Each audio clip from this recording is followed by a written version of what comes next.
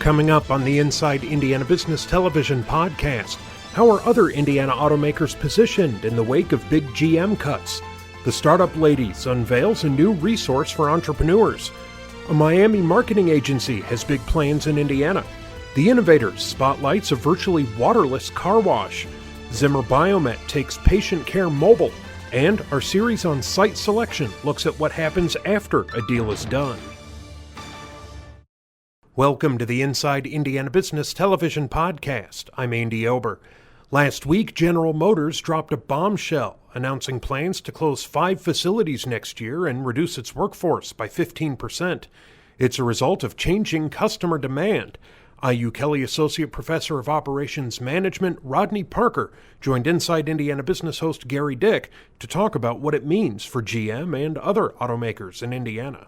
Big announcement, obviously, part of a massive restructuring at General Motors, 5 plant closures, 14,000 jobs cut over time. Is this about essentially consumer demand?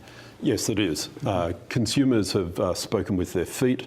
Back in 2008, the market was around about 50% passenger cars and 50% trucks, SUVs, crossovers. By last year, 2017, it was 35% passenger vehicles, 65% trucks and SUVs. And so consumers have spoken with their feet, and GM has been losing money on passenger cars for a long time. And so they've finally bitten the bullet and have made this announcement. Yeah, obviously some pain at a number of those plants closing, and yes, folks are going to be laid off there. But as you look here at Indiana, it's early in the game here, but look at the Indiana plants, the General Motors truck plant, for example. As you look at that truck plant there, would seem to be perhaps positioned well for where GM's headed. Absolutely. They make the Chevy Silverado and GMC Sierra, as you mentioned. These are very good selling and very popular and profitable vehicles for GM. For instance, part of this announcement was GM is going to discontinue 6 passenger car models. In the first 9 months of this year, the total of those 6 models, they sold just under 200,000 units. The Chevy Silverado alone sold 424,000 over the same time span. So it's that facility is pretty well placed, given that they are making these trucks that are so well received. Right. Any thoughts on Bedford, a long-time General Motors plant there? Well, they seem to have a product mix. They're making parts that are going for truck transmissions, but they also some parts going to passenger cars. So there may be some remixing of their production, but I think they're probably going to be sticking around as well. And this move to SUVs and crossovers has been coming for a while. Ford, 6-7 months ago, had a major announcement. And here in Indiana, as you look at Honda and SIA in Lafayette, those plants too are in that game. This is true. At Subaru, they make the Outback crossover and the new Ascent SUV. Toyota makes the Highlander, the Sienna, and the Sequoia. They are well placed, and there are 2 very popular cars made by Honda in Greensburg, the CR-V and the Civic. So all of them seem to be fairly well placed to going forward if this consumer migration towards trucks and SUVs continues. Very interesting. As you look at GM longer term, this restructuring expected to free up maybe $6 billion by the end of 2020. They're really doubling down on autonomous vehicles and electrified vehicles. That's right. GM's spending around about $1 billion a year on autonomous vehicles. 2 years ago, they purchased an autonomous vehicle startup in San Francisco, Cruise Automation. They've apparently been doing wonderfully.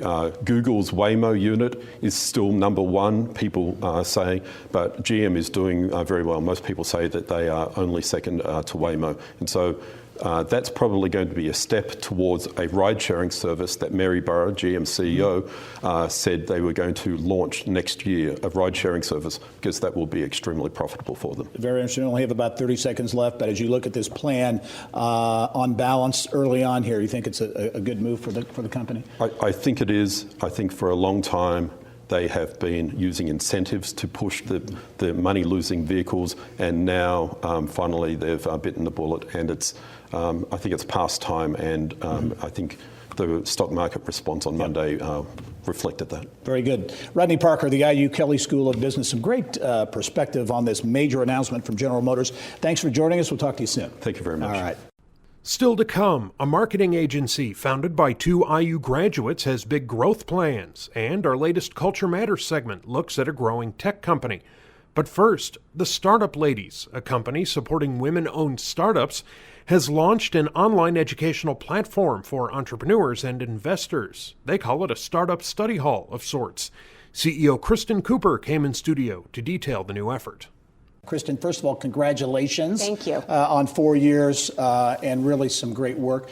I mentioned those early days, but talk about that and really the formation of the Startup Ladies and what it's all about. Right. So we've come a long way since the meetings in the ladies' room, but they are valuable. We met one another, we talked about what we were missing, what we needed, and from there we went to lunches. From there we formed Startup Study Hall, which was a place where these people who were industry experts would come in to just teach one thing, whether that had to do with pitching, law, legal, developing, prototyping, and then we would be able to apply what we learned in that hour and a half to our businesses immediately. So there was an absence of that in the marketplace, especially in a safe space where you could be yourself, ask those questions, and get the answers that you needed that you could really use. And so we were able to continue having startup study halls in Indianapolis twice a month, and we had waiting lists all the time. And so we thought we had so many people coming continuously. People were saying to us, I would pay you for this. And so a year ago, we launched a membership model and began generating revenue and have over 100 members. You talked about the study halls. We were fortunate to host one. Yes. And I know firsthand Awesome. we witnessed the engagement and the excitement and, Yes. and so many success stories already early on. Synapse Sitters, we just had them on the show, Yes. I think 2 weeks ago. Yes. A great story. A huge story. So I love Marie Maher as a person, and she is a phenomenal entrepreneur. And at our 4th anniversary luncheon, we had a pitch competition, and we provided a $1,000 award from the Startup Ladies Fund, and Marie won.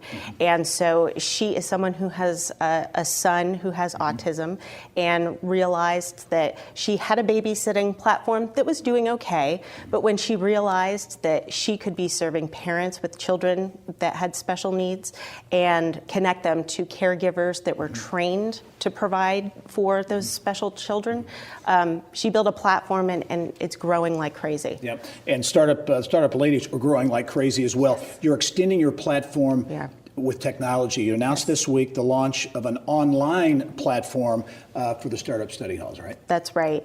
We had so many requests from people to tape what we were doing because you can't make it to everything. And then we have people that, in part thanks to you, our stories got out outside of Indiana, and people were saying, can I access what everybody else is learning? And now we can say yes. And that's going to help us as we grow into cities beyond Indiana. And you're in several other cities right now, Terre Haute and Bloomington among them. 30 seconds left as you look. You're looking at growth opportunities, maybe raising some money and really putting some fuel on the fire. Yes. I'm so excited, and because one of the greatest metrics of our success is that we can train first-time investors and get them to invest in our Startup Ladies. And I'm thrilled to tell you that we've had 2 already this year make $25,000 investments into Code Delicious. So we want to see more people invest in our Startup Ladies. Very good. Kristen Cooper, the founder and CEO of the Startup Ladies, 4 years and a lot more ahead. So Kristen, thanks very much. Thank you, Gary. All right. Later in the podcast, our Culture Matters segment features Lessonly, and the INnovators spotlights a new car wash technology. But now, a Miami-based marketing agency founded by 2 Indiana University graduates is growing in Indianapolis. TerraBoost Media, which has a network of more than 65,000 hand sanitizing ad displays throughout the U.S., is looking to create 150 jobs in Indy. Co-founders Brian and Brett Morrison talked about the platform and future plans. Interesting company, TerraBoost Media, the hand sanitizers. We see them in stores, in malls. We see them in a lot of places. That's basically the model here in providing advertising. How did the idea come about? Good question, Gary. We originally had a different company where we sold ads on coffee sleeves about 20 years ago. And we liked this product because it was a utility product that people would hold, they'd carry with them, they'd bring it back to their desk, they'd stare at this ad. Anyway, it was a nice entree to pivot to this company where we're also providing something of value in sanitizer and sanitizing wipes. So when somebody comes to go shopping, they're concerned about germs. We all see the news about germs on carts and germs everywhere. So people are aware of this and they just want to keep healthy. So we're providing that benefit. And what we're doing with the advertising is extending that benefit to the advertiser, and they get to be the sponsor of health in their local supermarket or drugstore. Yeah, and Brett, this it's really kind of almost a turnkey situation for the user, the grocery store, the mall, whatever. You bring the product and the advertising right to them. Yeah, it's meant to be a win-win situation all around. So we save our venue partners millions of dollars overall. We're interested in finding the sponsors of the wellness, so they subsidize the program. And through the last decade of doing this, we have 65,000 plus locations or ad kiosks out there. And it's really a great Trojan horse, if you will, where it makes sense in a number of environments. It's eye level, you walk in, you use it. And that's really what makes this business tick. And obviously, advertisers want eyeballs. They want that traffic. And you are touting some big numbers, 6 billion consumer impressions across various networks every month. Yeah, I mean, that's the beauty of this. We're touching zip codes, hard to reach locations. We're a national company. And when you think about the numbers, it's 50 times the Super Bowl, and so that's what we deliver every month, and we can slice and dice it to make sure our clients reach who they want to reach. Yeah, and you're growing, Brian, here in Indiana in a big way, announcing essentially a headquarters operation here in Indianapolis with plans to add 150 jobs.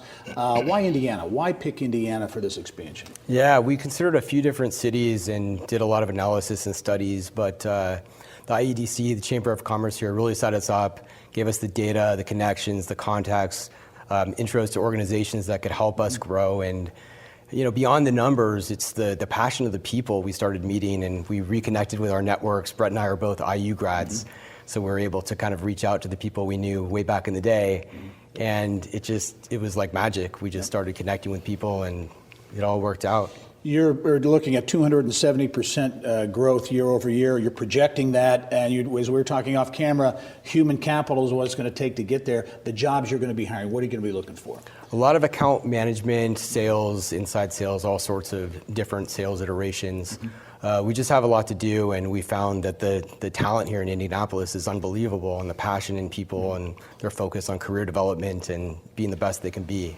All right, another headquarters company coming to Indiana, TerraBoost Media. Brian and Brett Morrison, thanks very much, and good luck. We'll look forward to following your progress. Thanks, Gary. Appreciate it.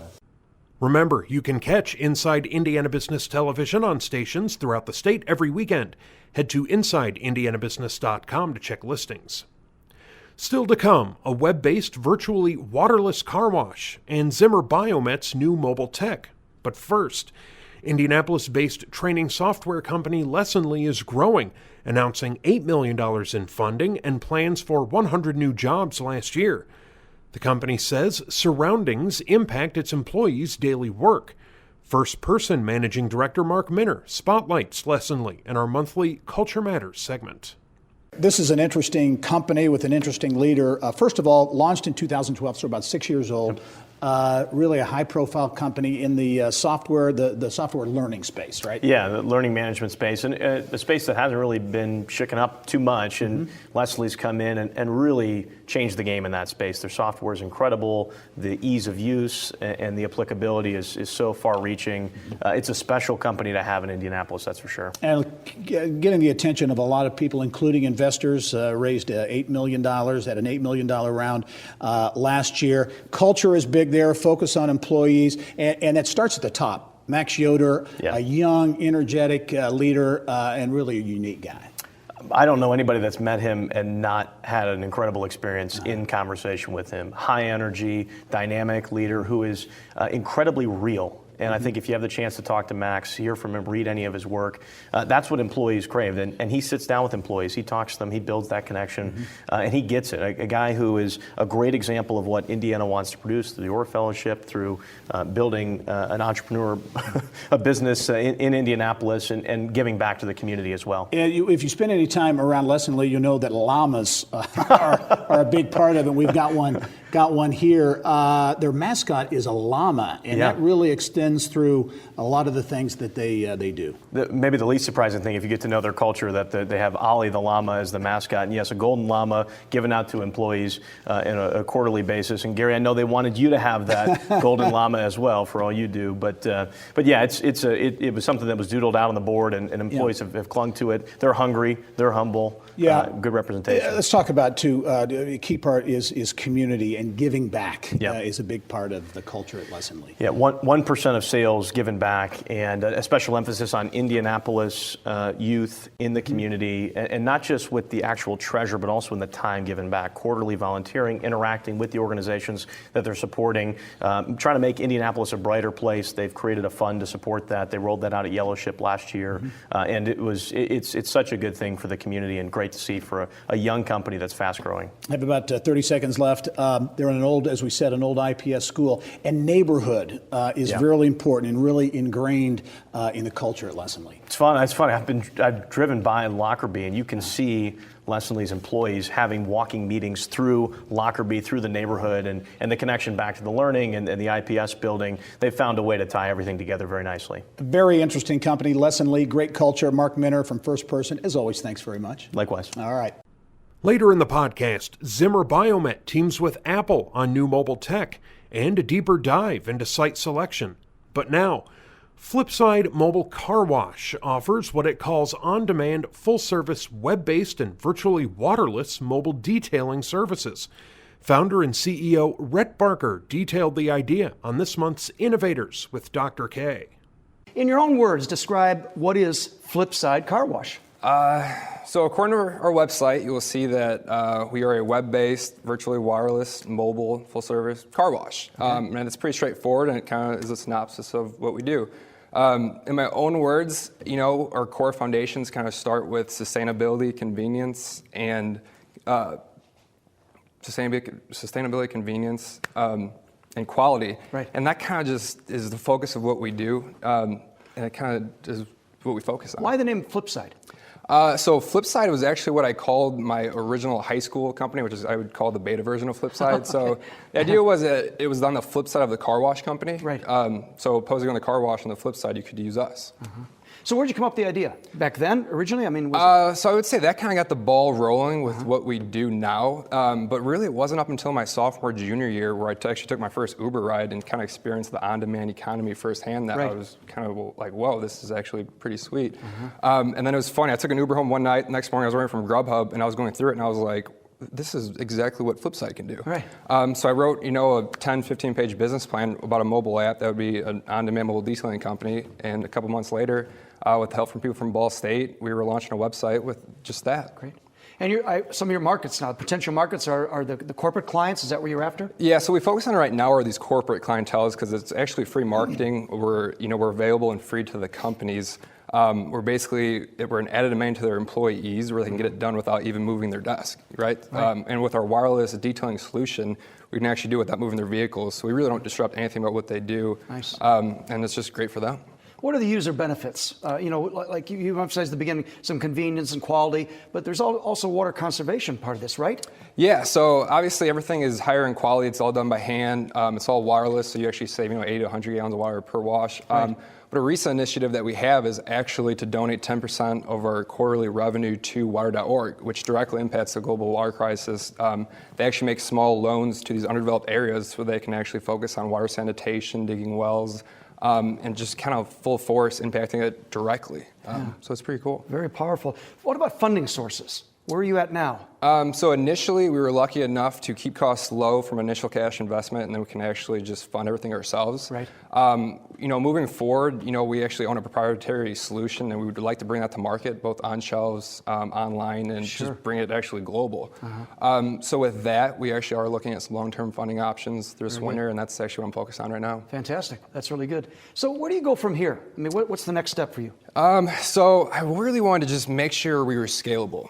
At their current options, it really helps us to learn what works and what doesn't. Right. So we've been sculpting this concept that we're at a point where it works. Yeah. So we're actually going to be moving out into cities in the south around here and just I guess, kind of extending our reach as far as it can get. We employ or we contract college students, so every major city has college students near, so it works out pretty well with what we want to do. Fantastic. Well, as I do on each and every show, I try to provide some Dr. K's prescriptions to kind of help you going forward. And in your case, I came up with the 3 knowledge factors. Okay. The first one is knowledge for the public. As we start talking about this, a lot of people are sitting there saying, I don't really understand how this exactly works. So I think there's got to be an education of the public to understand how this can really enhance the car washing arena. Second is knowledge of distribution channels. As you mentioned, as you go out to the different cities, you want to get some expertise to understand what's the best way to scale up operations. And you'll learn as you go along. I understand that, but I think that's going to help. And the third one is knowledge for contractors. As you hire, whether it's college kids or eventually full-time employees, you want to make sure you're training them on the proper quality. I think that's one of the big things. But those 3 knowledge factors would really help you, I think, going forward. Yeah, so I hope that helps a little. Awesome. All right, Rhett, where can the audience find you? You can find us on our website, flipsidemobilecarwash.com. My email address is rhett@flipsidemobilecarwash.com. And I am pretty quick with responding, so shoot me an email. That's great. Great to have you, Rhett. So Appreciate there it. you have it, Gary, an innovation that could really disrupt the standardized car wash industry right here in Indiana. Still to come, what happens after some of the biggest deals in the state are done. But first, Warsaw-based Zimmer Biomet is working with Apple to assist patients undergoing knee and hip replacement surgeries. The partnership involves an app designed to improve the connection between patients and their surgical care teams. Zimmer Biomet Vice President Ted Spooner and orthopedic surgeon Dr. Wesley Lackey talked about it with Kylie Valletta in the Business of Health. Ted, let's start with you. I think with looking at this app, it does impact the pre-op process, but most people really notice the changes it makes to the post-op process. Tell us, what does post-op look like now using this app in the watch? So you can imagine that there's a lot of anxiety for patients, as they go through the process of getting ready for surgery and then have surgery. And one of the biggest ways to reduce their anxiety is make sure they know what to do. The watch is something that they can wear every day that gives them a list of things to do every day that's been prescribed by their surgeon. And then as they check those list items off, the surgeon is reported and the care team is reported about the patient's progress. So it really helps keep them on track. And I think more than anything else, it helps them feel that they're informed about what they need to do and the progress that they're making themselves and where they need to go, tomorrow and next week. And as far as the movement it tracks, steps, stairs, how much time you're spending sitting, how much time you're standing. Right. Those are all measures of mobility, right? And, every day you probably take for granted that you get up out of bed and, walk in the kitchen and make yourself breakfast. But every time you do that, you're obviously exercising big parts of certainly your lower extremities, but your whole body and your heart. And this is a way for the doc to really see that that's happening, that functional behavior that the patient wants to return to and obviously wants to return to without pain. Is something that the doc can track, and this is a way for them to do that. So Dr. Lackey, your clinic already has patients in this study. You're looking to enroll hundreds more. What are the benefits, both sides of the equation? He touched on some of them for the patients, but also for the surgeon and the surgical team. Yeah, we definitely think it's going to be a win-win. At MCJR, our goal has been to take the pain out of joint replacement for everybody involved, and that's from the first phone call to the ease of scheduling an appointment to outpatient surgery, partial knee replacement, and it goes on and on. The patients have their surgeon's cell phone number in our practice, but there's still, like he said, a bit of anxiety. The patient, most of the time in their experience, is at home on their own, and they don't know what is normal and what's not. And so we think that having this connectedness between patients and their surgical care team is really going to make them feel more comfortable and more confident. From the surgeon's side, having this surveillance on all our patients that when they're not with us is going to be a huge game changer for us to know who's doing well and who we need to contact and help out along the way. So this takes work typically done by physical therapists, and it seems like it shifts that to the surgeon and the surgical team and really the patient. So are there any risks or challenges associated with that? There are definitely some challenges as we kind of change, the transition of care. Currently, physical therapists do work with all of our patients, but it's mostly around the time of surgery. And a lot of the exercises post-op are fairly straightforward, and patients are doing them on their own anyways. And so this app has, they can do it along with the therapist, and we'll still, again, be able to survey our patients and know who's struggling, and those are the patients that will need that extra help from a therapist. And Ted, we have just a few seconds left. Sure. Tech is penetrating every aspect of the medical industry. Is this going to be the new way to recover using these wearables? It's not just orthopedics, but orthopedics is especially applicable to this kind of technology. Measuring movement and measuring the kind of functional way that we operate every day, and doing that on a consumer wearable that also is a health measuring device, means orthopedics is a really great place for us to deploy this. I think you'll see it more than knee and hip soon as we take it into other categories. But certainly the study is groundbreaking in the way that we see patients and work with docs for their care. Well, thank you both for being here, and good luck with the study. Thank you. And finally this week, we wrap up our 4-part series on taking a deeper dive into site selection, looking into the aftermath and what happens after a deal is done. KSM Location Advisor CEO Tim Cook and President Katie Culp came in studio with more.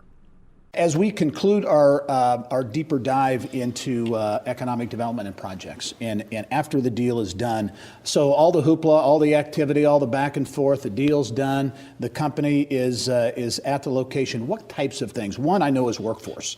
Is the workforce that was promised there of quality? How big of an issue is that? I think for most operations, that's the most critical issue. And you can make your best guess based on a lot of good information and questions, but does it pan out the way you think it's going to? Because if it does, you have a very successful operation. If it doesn't, it may not last for very long. Yeah, and promises are made. Promises, I guess, would be a proper term for quality of life, quality of place issues. And is that another one that, it sounds great, but once the company gets there, that's when the rubber kind of meets the road?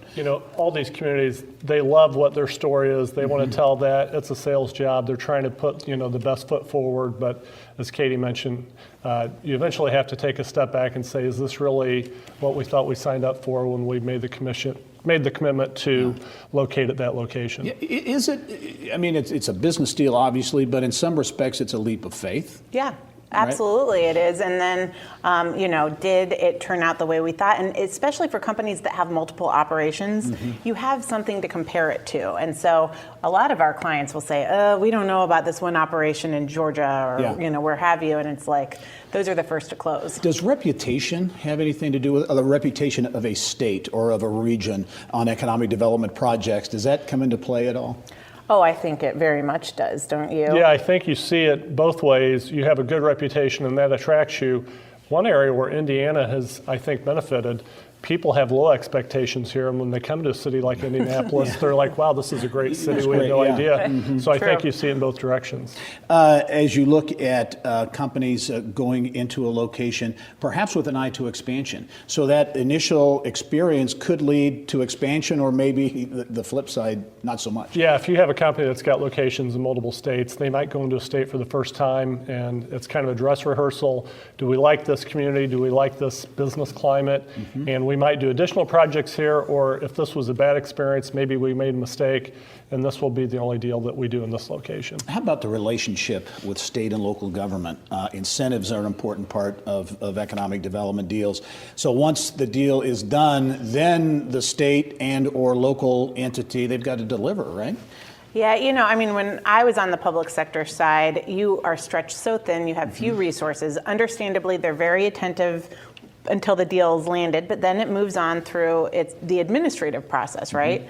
And that's where so often what a lot of companies anticipate doesn't come to fruition. Maybe it's a lot more difficult or bureaucratic to get certain incentives than they originally thought. And that's where reputation comes in again, I think, because did they do what they said they were going to do? Were they business friendly? And if not, you kind of have a taste in your mouth if you were expecting one thing and disappointed by results. Yeah, because Katie and I have worked all over the country. We have a pretty good idea when we go into a state.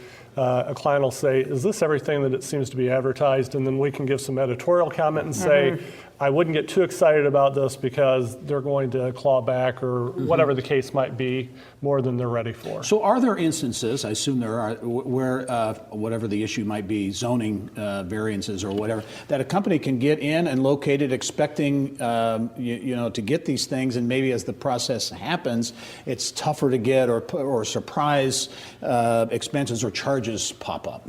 Oh, we have so many clients who have, we think everything's done. They've vetted it initially with planning and zoning folks and with economic development officials, and then they announce, contracts are finalized, and then it's, oh, surprise, by the way, since you're near this road, we want you to pay for an extra $1 million, $2 million, or, put it, or you have to do this much extra to get your parking garage approved or what have you. And it's not so much that, obviously, it's within government's purview to require that, but if it's a surprise, that's when it becomes problematic. We've touched on a lot of things in this series: incentives, analytics, quality of place, after the deal. Kind of put a bow on this series. How does Indiana stack up with the competition?